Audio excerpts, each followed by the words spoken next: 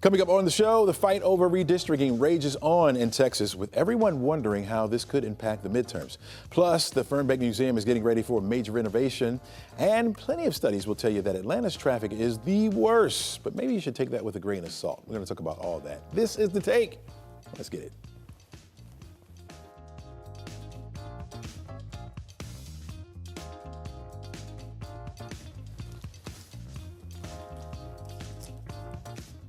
Hello and welcome. I'm Chesley McNeil, and this is The Take, where we go above and beyond the headlines and we look at the why and how stories are impacting you and your community. We invite the experts in to give their take on today's top stories as well, and we try to have just a little bit of fun if we can. Let's start off with today's top story. That fight over redistricting continuing in Texas, where last night Governor Greg Abbott filed an emergency petition with the state Supreme Court to remove a Democratic lawmaker from office. Representative Jean Wu and others left the state to delay Republican efforts to redraw congressional district lines. Governor Abbott says the lawmakers abandoned his duty, and that's a claim that Representative Wu denies. Democrats from other states are joining in the fight. We're not rolling over.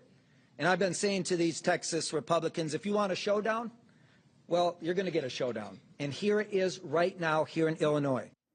All right, this is starting to heat up a little bit. Joining me now to talk about it more is Emory political science professor, Dr. Andrea Gillespie. Welcome to the show again. Thanks for having me. All right, so this seems rare. And first of all, is it rare that these redistricting fights get intense and receive this much national attention?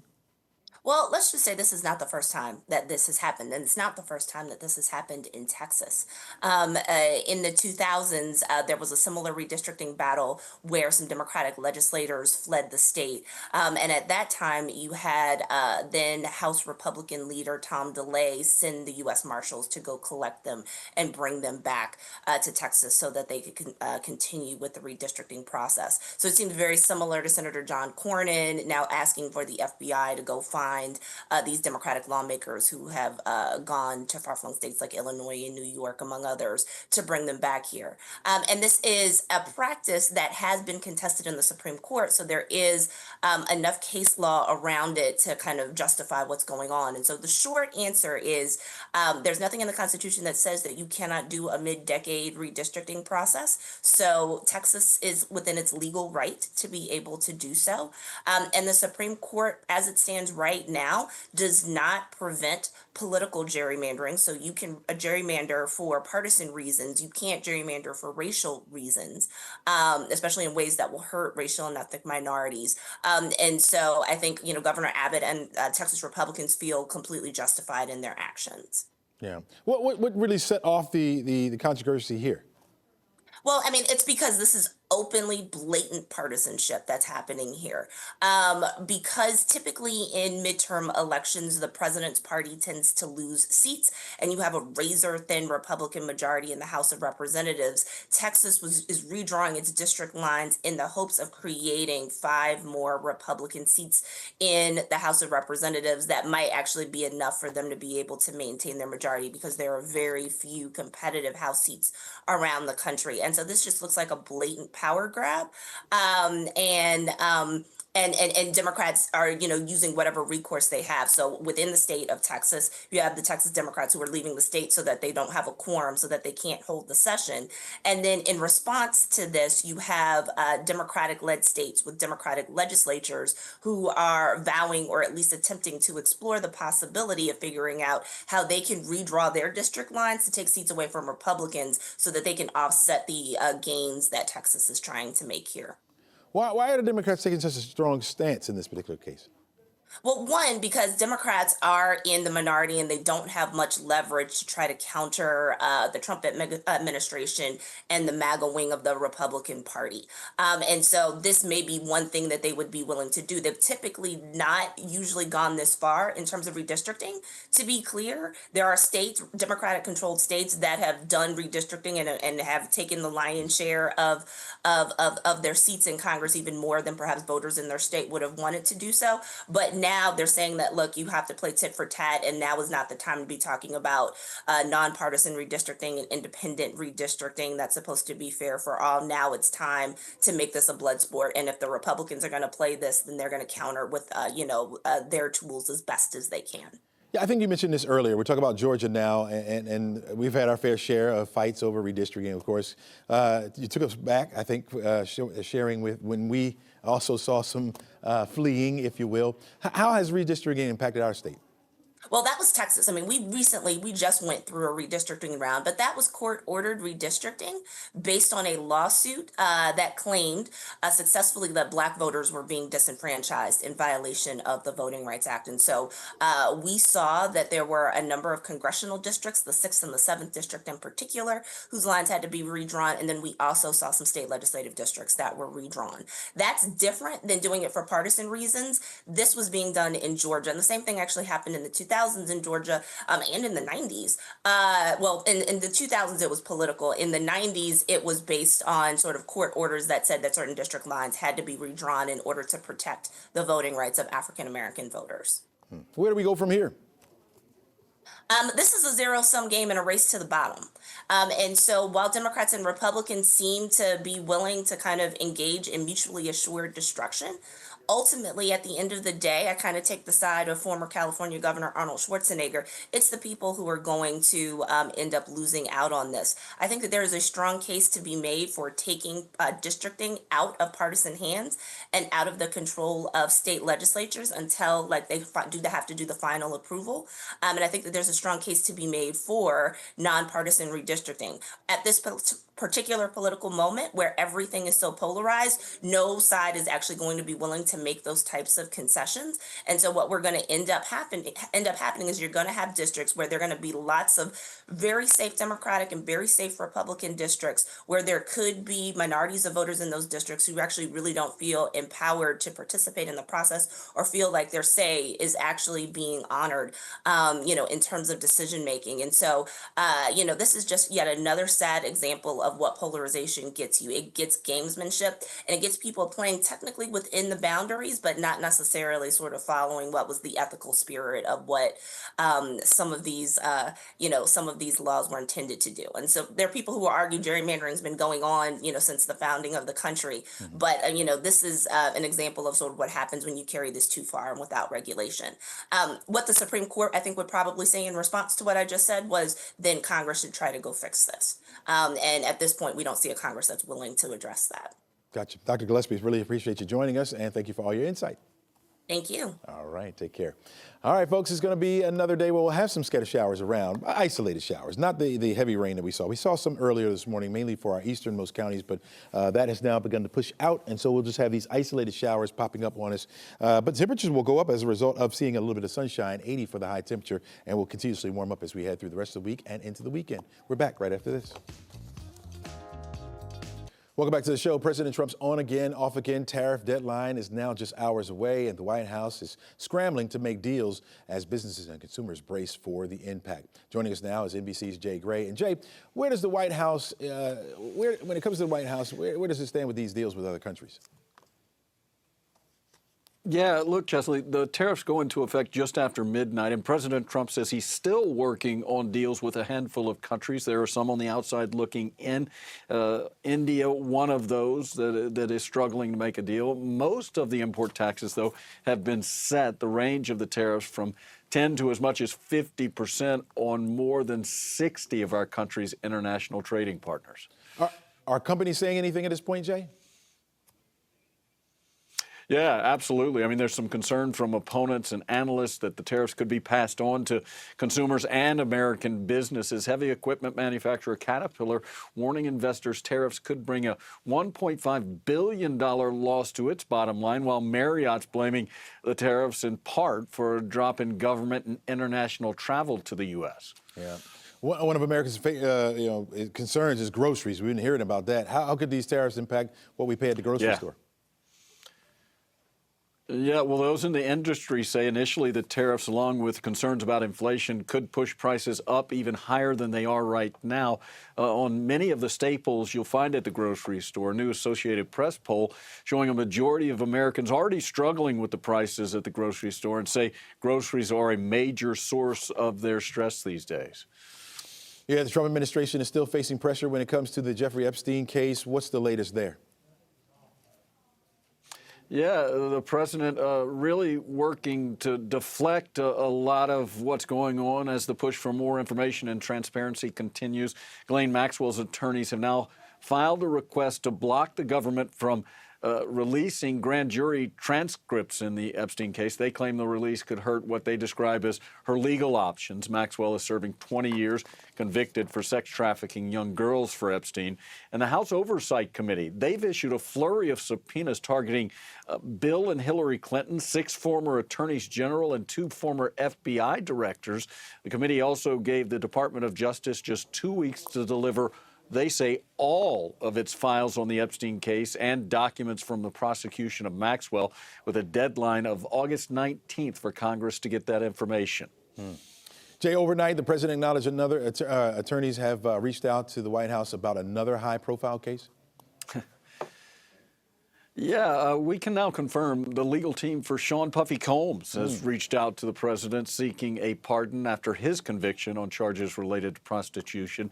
Now, the president has acknowledged that request, but he hasn't said anything else about the case. Combs is facing a maximum of 20 years in prison when he's sentenced in New York in October. All right, we'll be waiting to hear about that and more. Jay, thanks so much for keeping us informed. All right. Thanks, Chesley. Plenty more stories for you coming up, folks. This is The Take on 11 Live Plus and the ATL. We're back right after this.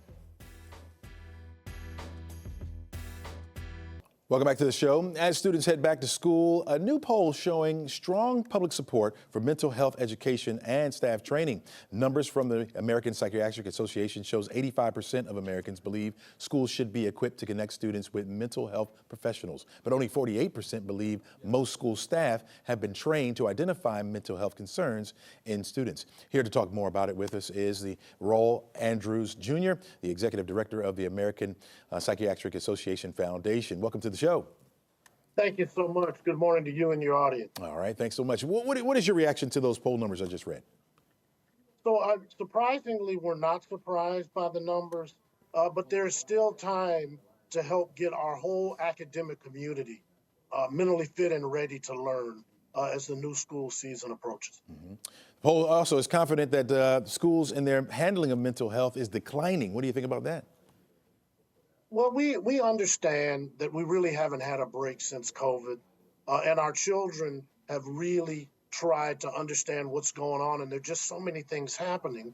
And what we haven't seen at the APA Foundation is that schools are making the right investments to make sure the entire faculty and staff are equipped to deal with the new breed of students coming to the schoolhouse door. Is that really possible? I mean, when you think about, and maybe part of the issue is the internet, when students have more access to find out about things in the world, of course, that could play along with their mental health. Is it a fight that we can win? It is a fight we can win, and one of the things the APA Foundation has done is we've developed what we call the Notice, Talk, Act framework, and we've specifically designed it for schools and workplaces. And what Notice, Talk, Act is designed to do, this is a resource that comes to schools thanks to public and private support at no cost to the school, no cost to the faculty and staff, and no cost to the parents. Yeah. And so how do we notice signs and symptoms of distress in our young scholars? How do we turn difficult conversations into courageous conversations because our faculty and staff are better equipped to talk about these mental health concerns? And then finally, when it comes to action, again, this is a free resource. How do we know what the tools, tips, and resources are that can bring help when help is needed? Quickly walk me through the training for school staff. What does that look like? So again, it is a virtual or an in-person option. It takes less than 2 hours to go through the training, so it doesn't take all day. But what we love about Notice, Talk, Act and the way it's designed, we have our physician psychiatrists who have blessed the way this training works. And so it's not going to make you a doctor to take Notice, Talk, Act. We think of it as the stop, drop, and roll of mental health. You're not becoming a first responder because you took mental health, but what you're going to notice are signs of easy agitation. You might notice signs of extreme apathy. or something that might look like in a young student, a loss of appetite for somebody who used to love, believe it or not, lunch or recess. And so when you see these things, you don't know what you're seeing, but Notice Talk Act is a way, again, a no-cost way to bring that resource to every school in the United States and territories. What can parents do if they feel like their school lacks the resources? So the one thing we want anybody to know is that you have the right to have this resource. These are your tax dollars at work. Go to apaf.org/schools, and you can find out more about the training. And what's unique about our way of doing business, if parents reach out to us through apaf.org and say, I want to have this resource brought to my child's school, we'll do the work for you. We just need to know we have the invitation to do so. All right. Raul Andrews Jr., appreciate you joining us and appreciate the insight. Thank you so much. God bless. All right, take care. All right, speaking of studies, there's a new one about traffic. Doug Turnbull is going to join us next. He's going to let us know if it's legit or not. You know, they always talk about our traffic. Is it legit? We'll find out right after this.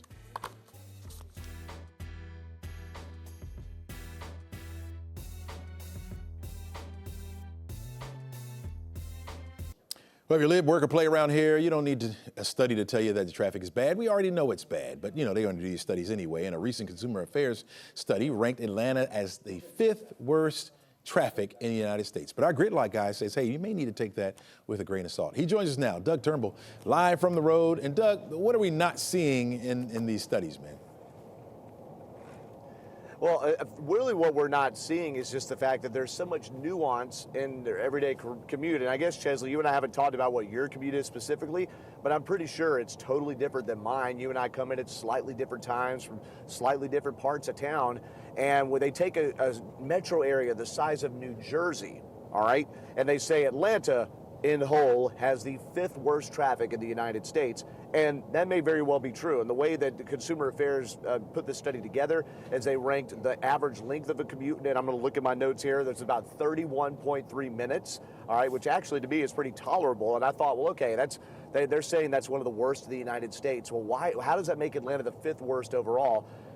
And what I would say as a counter to it would be, well, Atlanta's a huge metro area. There's people that come from way more than 30 miles away to come into work, so they're averaged into this. And then there's people that live really close to things that also have a really slow commute times as well. Some other things that factored into the study was the fatality rate for crashes, which Atlanta had the 17th worst fatality rate. It was about a 10.75 fatal crashes per 100,000 people. And also, if you take an entire 24-hour weekday, Chesley, 4 hours and 57 minutes of below average freeway speeds are factored in too, which sounds like a ton, but you think about it, each rush hour is a couple of hours long. Our number was the 12th highest in the U.S. So all those made the story, but Chesley, I would say you take it with a grain of salt, or even, ready to get some dad humor, asphalt, because it's not a full, complete story. Yeah, you know, coming from the north, Doug, and you know, you got mass transit up there, which is huge, right?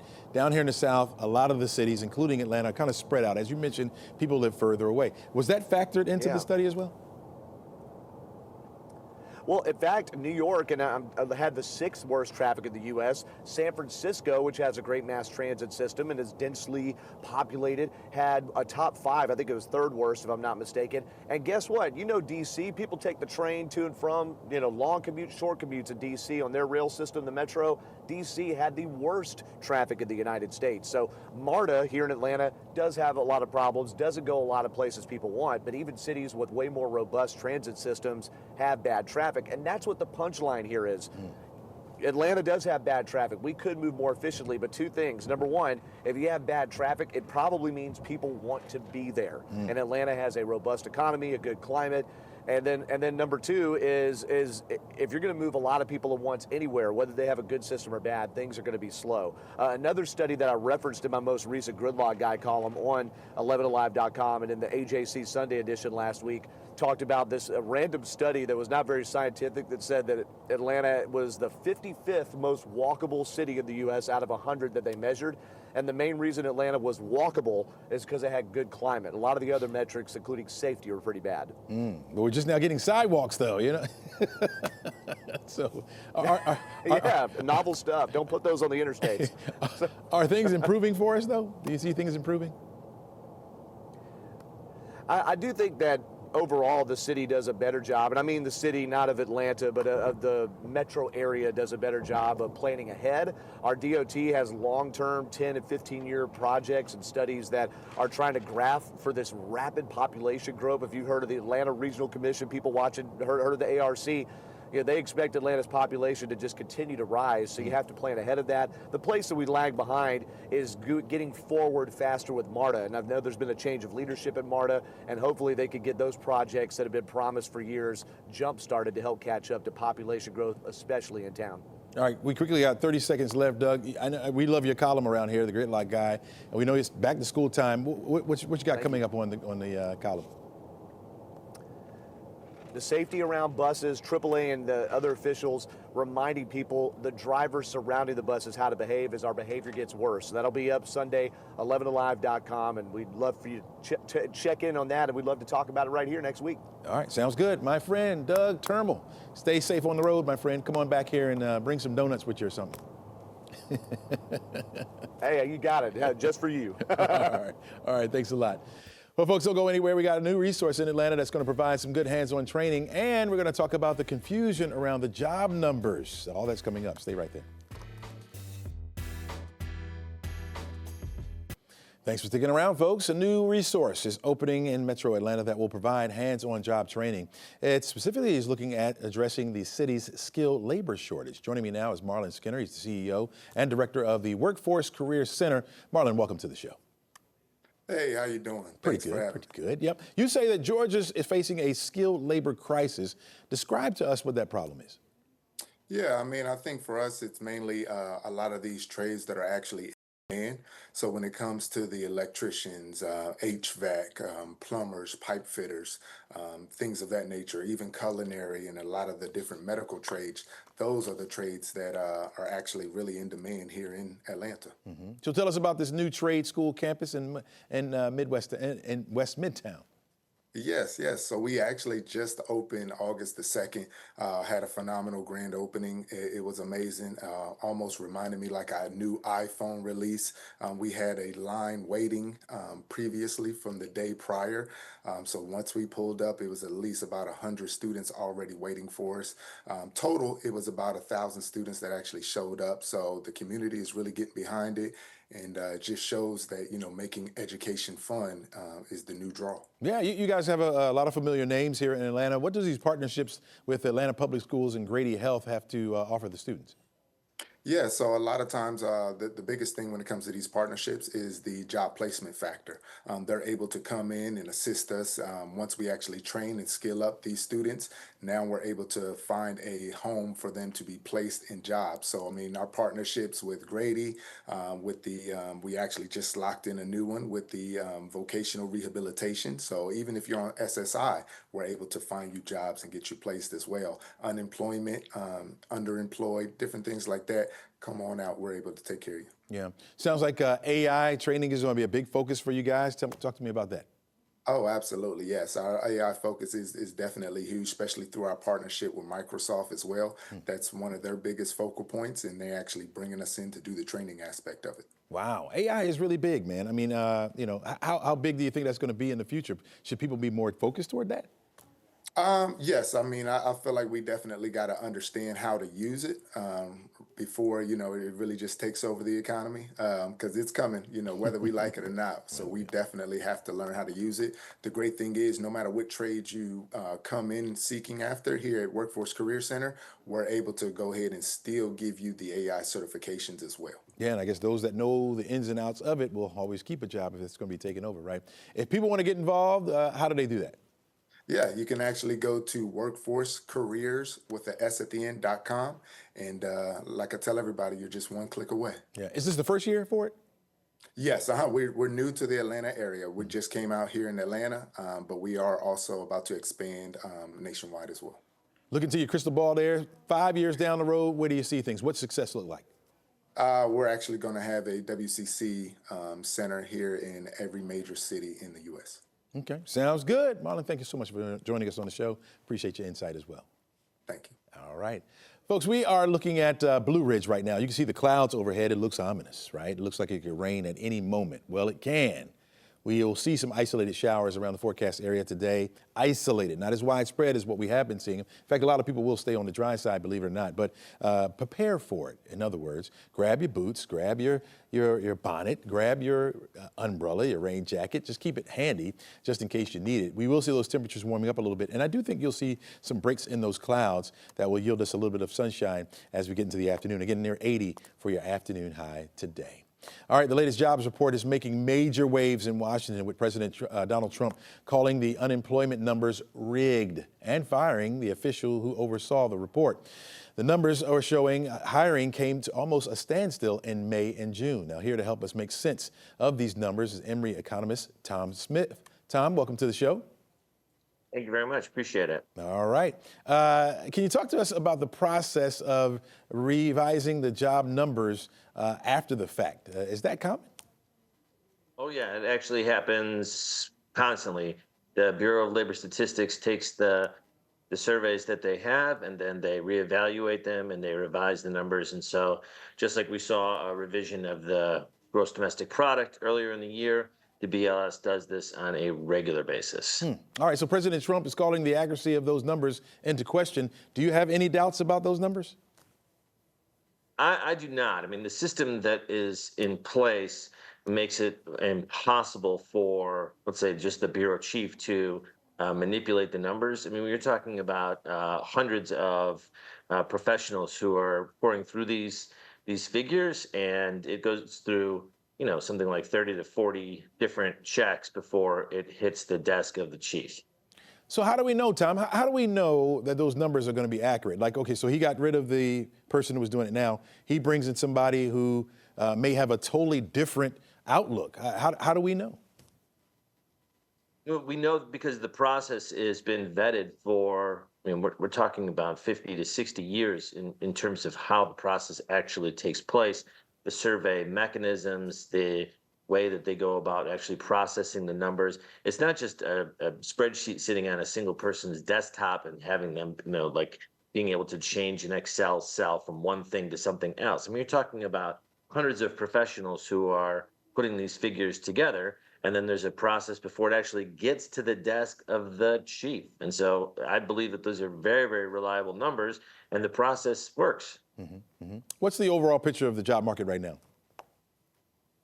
Well, it's definitely in flux. I mean, we saw this 73,000 job number come out. People were anticipating something about 110,000 jobs that were going to be created. So they're way below expectations, and the job numbers from the previous months have been estimated down, and the unemployment rate ticked up. I think that there's a lot of uncertainty in the market coming from firms, and firms are not interested in hiring people if they don't know what's going to be happening with tariffs. Right. So let's say you and we're on the job market right now. What do we take away from these reports? I think we take away that the market is tight, that firms are less willing to commit to onboarding somebody, spending a lot of time and energy getting people up to becoming productive when they don't know exactly how their bottom line is going to be impacted by tariffs. I mean, you've already reported today how lots of companies are coming out and saying, look, if these tariffs go through the way that they are, they're going to hit our bottom line. We're going to be losing, hundreds of millions or billions of dollars in business. Now think about a small business, right? The small business might be losing hundreds of thousands of dollars or $1 million. Well, are they interested in committing in the new workforce if they don't know how those tariffs are going to hit their bottom line? And the answer is no, they're not. Yeah. Here in Georgia, we had our own impressive job report recently.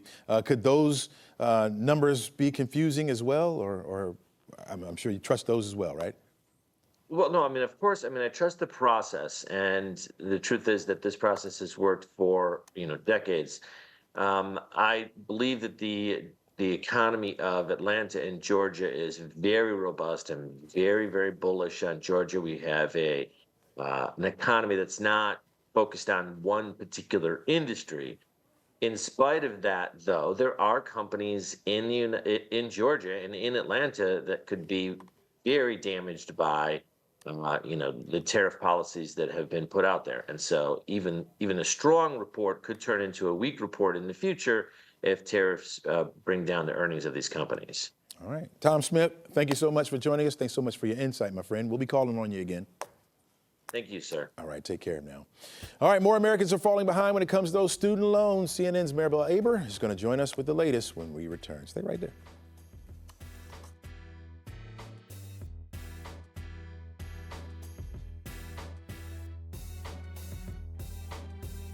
All right, welcome back to the show. Right now, the U.S. trade deficit is shrinking with new tariffs set to take effect tomorrow. CNN's Maribel Aber joins us now from the NASDAQ market site in New York. Good morning to you, Maribel. And what do we know about the June numbers on trading? Good morning, Chesley. Let's break it down. So the U.S. trade deficit fell to its lowest level in nearly 2 years in June as tariffs impacted global commerce. Total imports to the U.S. were down $12.8 billion, a drop of 3.7%, according to the Commerce Department. At the same time, the goods and services the U.S. exported were little changed, down 0.5%.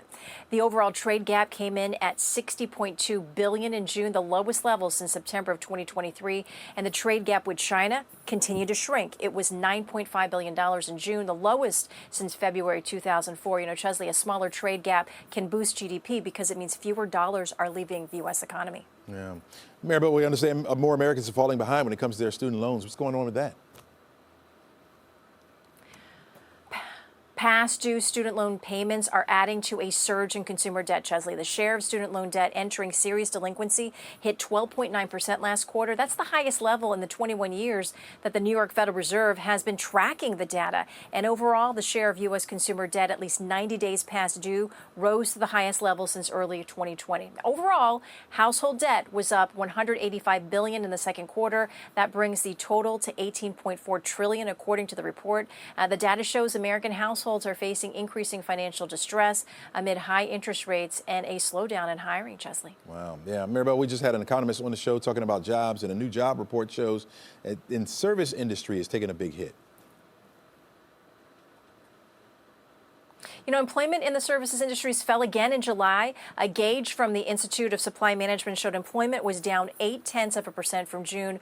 The food and services industries had one of the sharpest drops. Education and construction were among the other industries showing a decline. Businesses reported having trouble recruiting new workers and finding qualified candidates to backfill open positions. You know, Chesley, a cool down in services could signal trouble for consumer-driven growth. Look, if people are stressed out over the grocery bill, which, you know, we talked about, they aren't splurging on takeout, and that hits everything from restaurants to delivery apps, Chesley. Yeah. All right, on to a topic that I love the most. The NFL season is almost here. Pretty soon people will have a new way to watch, huh? Oh, it's almost here. Okay, another new streaming option is set to debut. Fox will roll out its Fox One service August 21st. It will feature all of Fox's TV programming content, including live sports from the NFL and Major League Baseball, along with cable networks Fox News and Fox Business. Fox One won't offer any exclusive original content. The new streaming service will cost $19.99 a month. Pay TV subscribers can get access for free, and eventually the new service could be bundled with other streaming services. But Chesley, see, this is what's going to happen. NFL it's happening. The season is starting. And what do we like? We like the red zone, don't we? Because 7 hours of uninterrupted football. Yeah, That's hours. Hey, I can take it all day. Just hit me with something that'll feed me automatically, and I can just sit there all day long, all day long. Your team is who? Do you root for any teams? I am agnostic. Okay, because I will get in trouble if we talk about this. I'll call you. Yes, give me a call. Give me a call. Thanks a lot, Maribel. Really appreciate it. All right, folks, changes are coming to the Fernbank Museum. We're going to discuss it with the museum's president when we come back. Stay right there. All right, welcome back. Whoa, that looks a little foggy there, doesn't it? Yep, some low-level clouds overhead. This is our DeKalb County camera, which my director picked. She saw this and liked it, I think. You can see in the distance there, the backdrop there. But normally we would be able to see the city from here and not able to see it, at least from that camera, because of that low-level cloudiness that we have. Now, not showing any reports of rain or a whole lot of reports of rain around, but isolated showers will be possible as we head into the afternoon. Looks like a a foggy camera there, but really it's a high up camera that's showing those low level clouds over the forecast area. It's starting to clear up a little bit too if you look at the bottom of the screen. So we're just watching for that as we head through the day today. All right, Atlanta's Fernbank Museum of Natural History is getting its first major renovation in more than 3 decades. It's all thanks to a $27 million capital campaign that just wrapped up. Here to talk to me more about it is President and CEO of the Fernbank, Jennifer Warner. How you doing? Good morning, Chesley. I'm doing well. How are you? Doing good. Great to have you on the show. Three decades, right? You haven't changed. Why are you doing it now?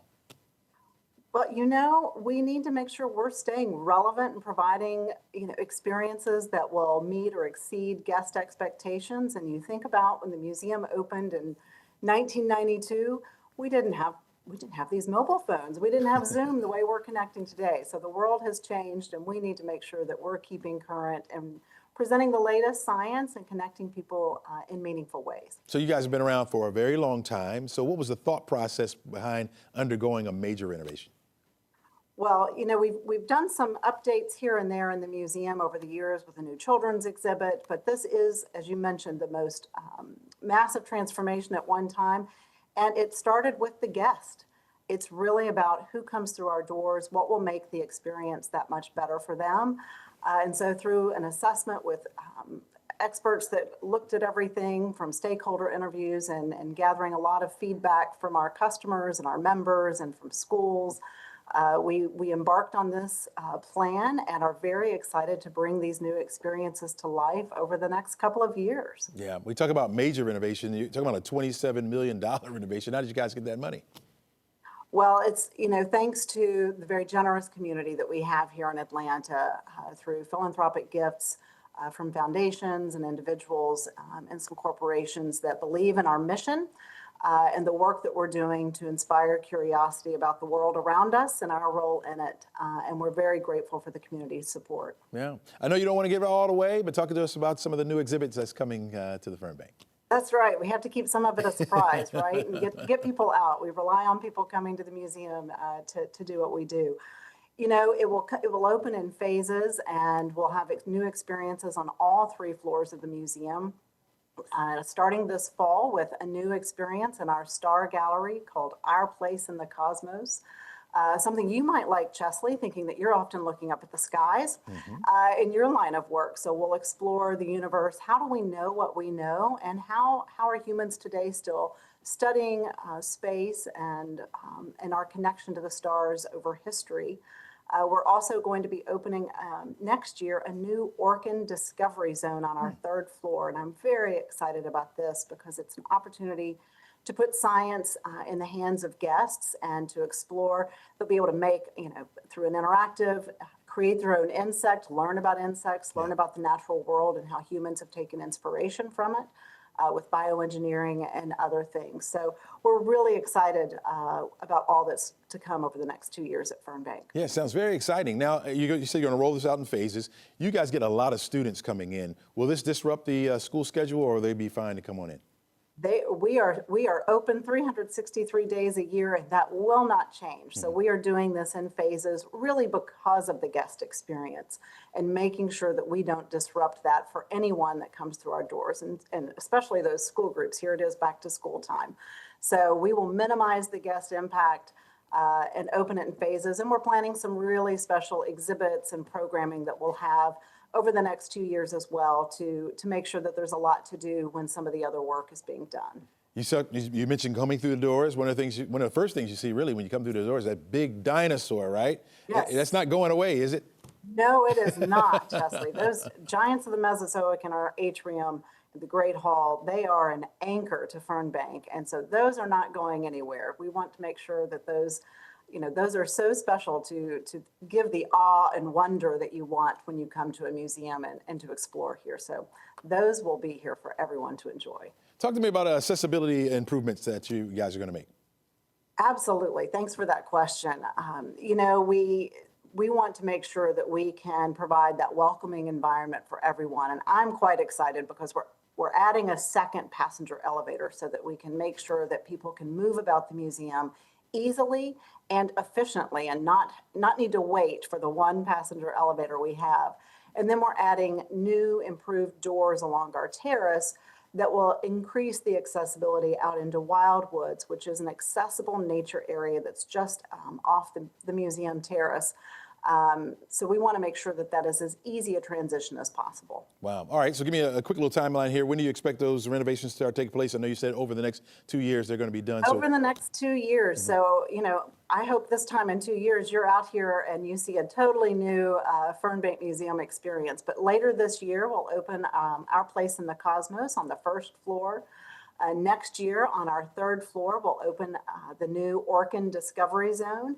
And then in 2027, we will open a new anchor or signature exhibition called Changing Earth, a new temporary gallery where we can show new exhibits and stories rotating over the years. And that new elevator and those new doors will be available in 2027 as well. So it's an exciting 24 months ahead. Well, Jennifer, you got me excited. I tell you what, if you can get somebody to wake up early with me, I'll go live doing the weather from there, show off some of those new displays. You are always welcome here. We are open early to do a lot of things behind the scenes before we're ready for guests. So come on over. Sounds good. Jennifer, thanks so much for joining us. Really appreciate it. Thanks, Chesley. All right. Well, folks, today marks 6 months until the start of the Winter Olympics that will be co-hosted by Milan and also up there in the alpine towns of Cortina. The Olympics will run from February 6th through the 22nd in 2026, with the Paralympics following in March. It is the first time the Winter Olympics will be held in Europe since Italy staged them in Turin in 2006, and comes at the time of climate change when life is a little bit tougher on those traditional skiing venues. Milan and Cortina are more than 250 miles apart, and 5 other locations will stage the events, including Romeo and where the men's alpine skiing race will be held. We are excited about this. Cheryl Preheim will be walking us through it. She'll be up there giving us all a tour of Italy and all that kind of stuff. Can't wait to see it. All right, another look at the forecast and my final take coming up right after the break. Well, we're looking at some rain still, not the widespread heavy rain that we have been seeing. Maybe even a clap of thunder or two, but nothing severe at all. It'll be isolated, so not everyone gets wet. 30% chance. Skies will start to break up. We'll get some sunshine in here later on this afternoon, near 80 for your afternoon high temperature. We're going to see that temperature continuously go up over the next couple of days. You got a 30% chance on Thursday, Friday as well. Down to a 20% chance on Saturday. We'll get to the mid 80s, and then upper 80s come our way as we head into Sunday. Got a 30% chance for the rain. 40% chance Monday and Tuesday. So we'll have scattered showers and thunderstorms during the afternoon. I think that humidity starts to creep back in by then as well, and those temperatures will get back closer to where they should be for this time of year. All right, art is simply in the eyes of the beholder. That's what we say. And although some pieces make you scratch your head a little bit, some are worth millions. Like one that is like hanging on a wall. All right, this piece is called The Comedian, and it's hanging in a gallery in eastern France. All it is a banana that's duct taped to the wall. The Comedian. It's intended to demonstrate the absurdity of financial speculation and the fragility of knowledge systems underpinned in the art market. I don't even understand what that means. According to the artist, that's what he says. Well, someone took the banana off the wall and ate it. And it's not the first time it happened. In 2019, it happened while it was on display in Miami. Again, in 2023, when it was on display in Seoul in South Korea. Believe it or not, the last person who bought this piece of art, a duct tape banana on the wall, $6.24 million for a piece of fruit just duct taped to the wall. Wow. What does that say about our art now and what's in our eyes, folks? I know people are hungry when they see it. They eat the banana. What is going on? I don't know. I want to make millions. I'm going to put an apple on the wall with duct tape, see if somebody eats it. That's all we got for you today, folks. Make it a great one. Try to encourage someone to stop eating that banana on the wall.